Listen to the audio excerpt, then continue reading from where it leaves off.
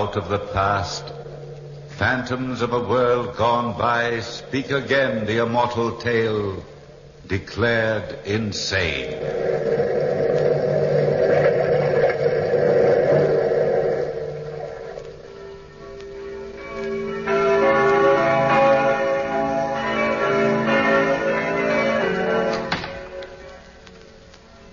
This is the church she comes to. There she is, Renee, kneeling in the pew. Third row from the left. What do you think of your rival for your husband's affections? Are you positive that's the same, Madame Jean Renaud? I'd stake my honor upon it. Cecil, you've staked your honor so often there's nothing left to it. Madame. Amazing. I wonder how a woman like that could extract such huge sums of money from my husband. She might have certain charms you don't understand. But she's fat and pockmarked. True, Renee.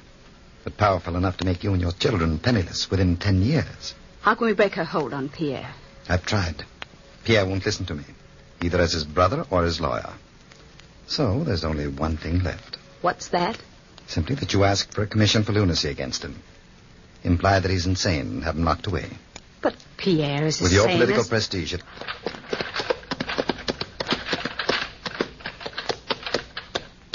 Thank you, driver.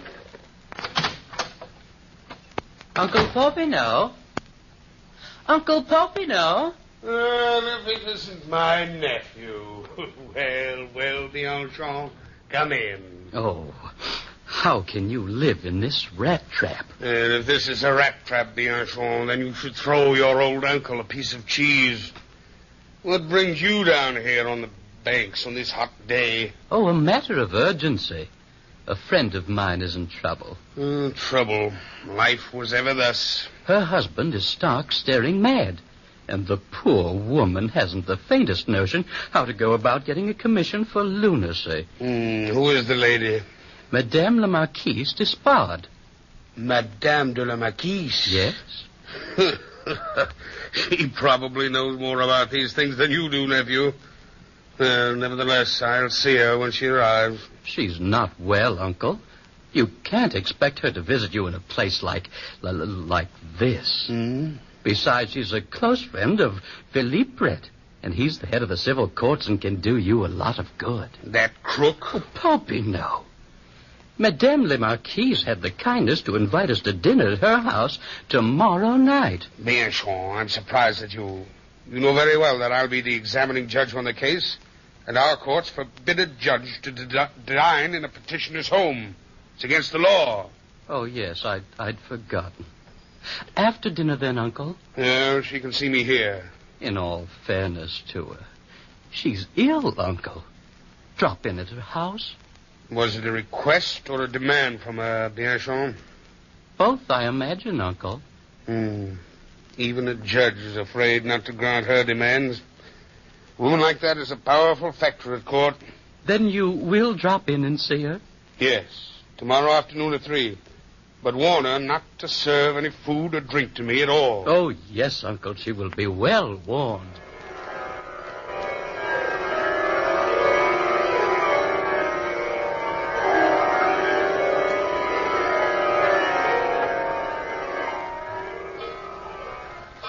Maggie, what are you doing, prowling about the master's bedroom? I was looking for a good tonic for the children. The master keeps all the medicines locked up here. While I'm about it, you ought to take the tonic, Roger. You don't look so well lately. I never felt better. Spring's coming, Roger. Everybody should take a tonic. Yeah, drink this. You'll feel like a new man in a few seconds. I'll fix another drawer for the children. I can't figure you out, Maggie. One moment you shout, and the next you worry about my health. That's just my way, Roger. Go ahead. Drink it. I'm a nurse. I ought to know what's good. Go ahead. Drink it. Well, this will make us better friends, Maggie. I'll drink it.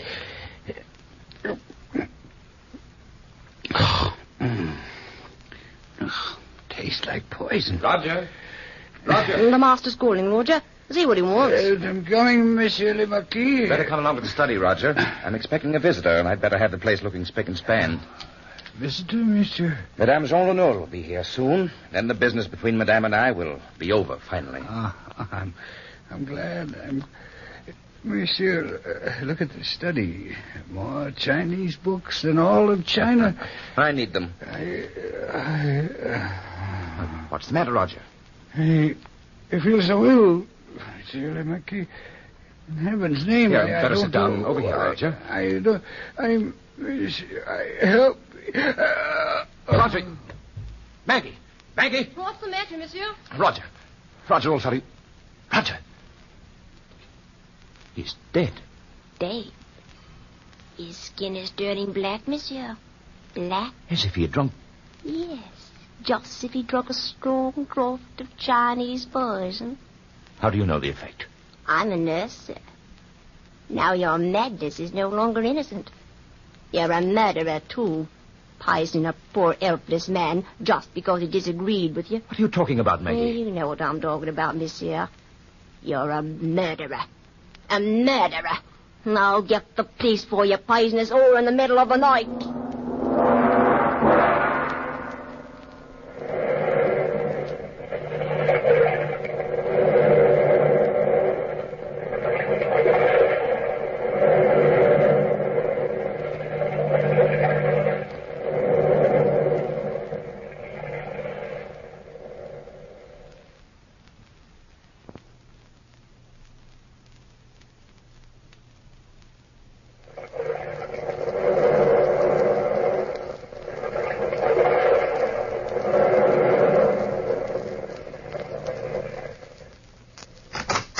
Madame la Marquise, may I present my uncle, judge of the inferior courts, Monsieur Popinot.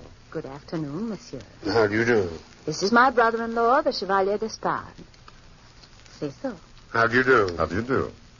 Won't you be seated, Monsieur Popinot? My uncle will do everything in his power to help you, Renee. I'm sure he will, Bianchon. Tell me, madame, when you and the Marquis separated originally, how much money were you allowed? Just my original income of 26,000 francs a year. You say that the Marquis had given a certain Madame Jean Renaud considerable sums of money? Almost 1 million francs. Was there any reason for him to give her money? None. None but an imaginary one dictated to him by his twisted mind. Does Madame Jean Renaud live well? Live well. In a mansion. I'm a poor man myself, madame. How much does Madame Jean Renaud spend on her house? Oh, the stables alone cost 16,000 francs. Judges are apt to be incredulous. If the stables alone cost 16,000, then how much for the entire establishment? Between 50 and 60,000 francs. So much? You don't say. How much do you spend for this lovely place? About the same, 50 or 60,000. Renee! Huh? Oh. I thought you said your income was only 26,000 francs.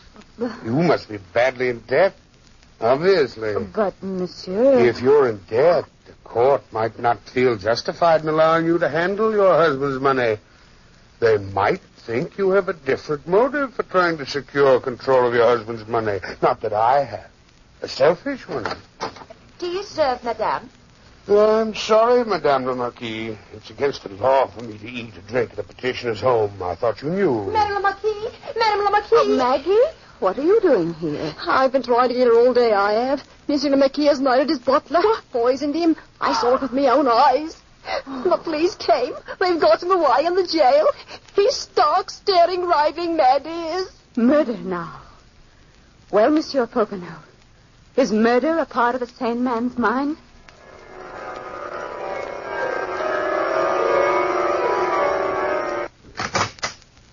Such a place for a judge to live. Oh, if I lived here, I'd never make old bones. Monsieur Popinot. Yes? I got your summons to come and see you in your house. Well, here I am. Here you are. But who are you? Madame Jean Renaud. Kind of a judge are you, anyway, living here? Huh?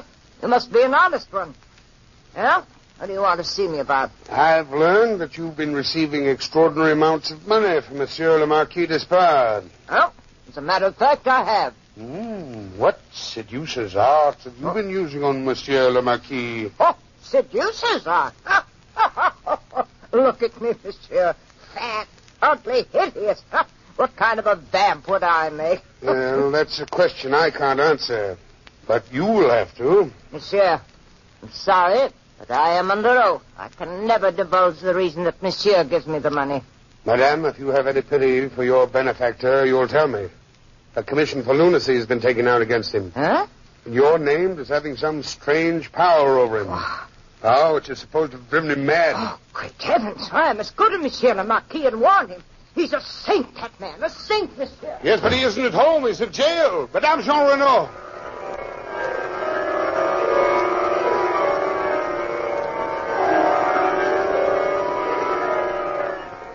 Monsieur le Marquis and Judge Popinot of the inferior court. You're most welcome to come in and share my prison cell. Are you here to accuse me of murdering a man, too? No, monsieur. But your wife has taken out a commission for lunacy against you. Monsieur, you're joking. I wish I were. Your passion for Chinese customs has led them to believe you live in a dream world. I was commissioned to write a book about China by the most respectable firm in all Paris. Have you a contract from them? In my desk drawer at home. Are there any duplicate copies in case your copy is stolen? Certainly. Here's the address of the firm. They have the duplicate. The second count is, of course, there's murder.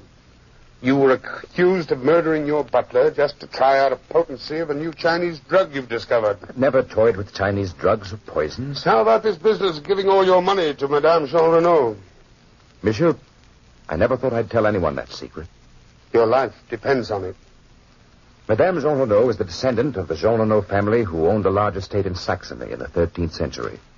My ancestors murdered her ancestors and stole that property. What has that to do with you? The entire Despard fortune was founded on that property. I'm trying to pay back a debt. The amount of money which should have been paid to the Jean Renaud when the property was taken over.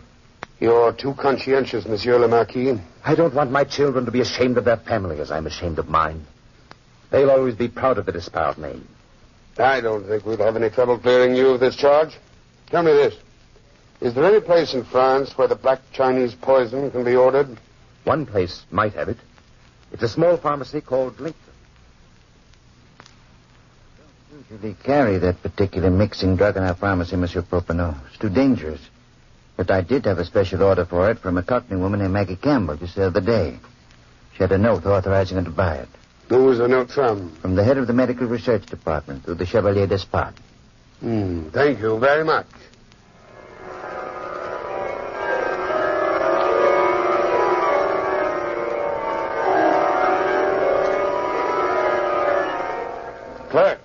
Clerk, has Monsieur le Marquis Despard's contract arrived from Paris? Yes, Monsieur Popinot, this morning.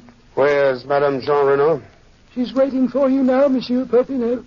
Just have her sign this legal bill of sale for the Saxon property and ask her to appear in court tomorrow morning. Yes, Monsieur. And the clerk. Yes. Send this letter to the Marquise Despard. After this note, I don't think she'll appear to press charges. Come along, Renee. We'd better go inside the courtroom. It's almost time for the sessions to start. You go ahead, Cecil. I'd like to see Monsieur Philippe Brett before court starts. See you later, then. Oh, my dear Renee, you look charming. I hope I haven't kept you waiting. Not at all. Here's the letter Monsieur Popinot sent me last night and the affidavits you asked for. Mm-hmm. This letter from Popinot places you in a very ugly position. It threatens the entire civil courts, besides naming the head of the medical association, Monsieur Brett. Yes, I know, Renee. Leave everything to me. I'll see you in court in a few minutes. Order in the court. The Fifth Court of Inferior Appeals is in session. The first case is a commission for lunacy. The case of Madame de la Marquise Despard against Monsieur le Marquis Despard. Popin. Yes, Monsieur Brett. As head of the civil courts, I cannot allow you to preside on the bench during this case. Cannot allow me? Do you realize, man, you violated the most important law in all France? I have 3 sworn affidavits that you partook of tea and cake at the household of Rene Despard at 5 p.m. 4 days ago. Now, since Madame is the plaintiff in this case.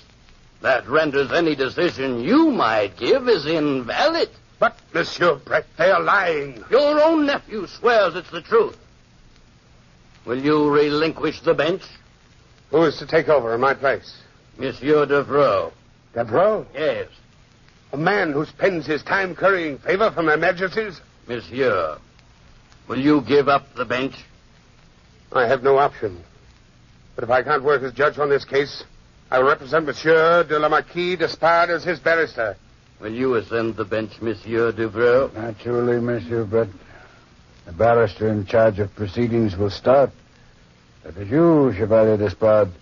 Is it not, Cecil? Yes. Thank you, Monsieur Devereux. In behalf of my client, Madame la Marquise, a poor innocent woman who has been robbed of her children, her income, and her home by a lunatic husband who is guilty of murder. You only presume he's guilty of murder. I presume nothing, Popinot. He has already been tried and convicted. When?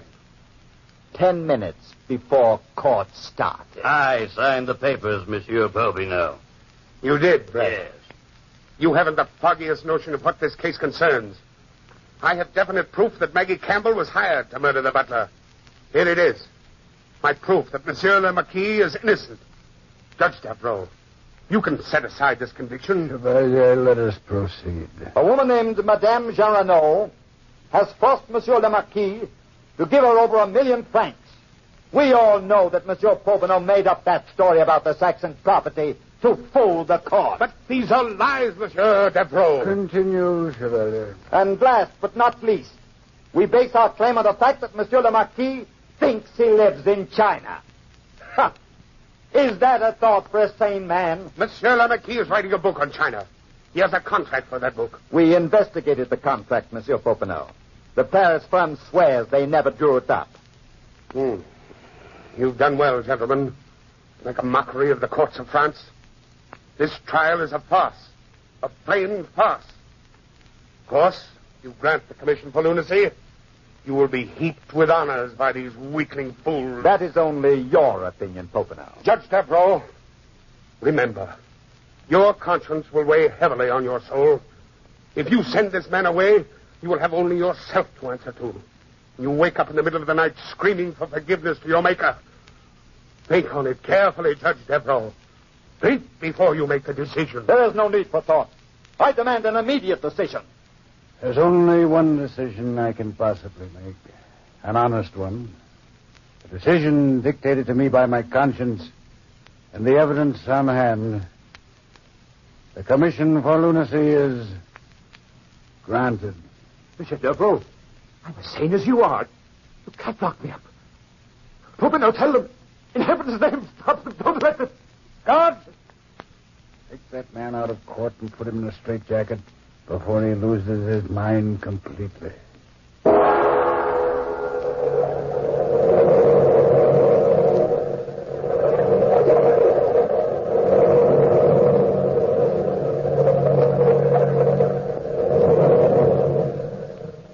From the time-worn pages of the past, we have heard the story declared insane.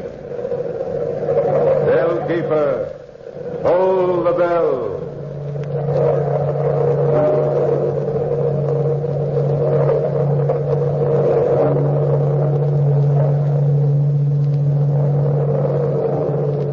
We hope that you've enjoyed this recording, and for more happy listening, please visit otrcat.com.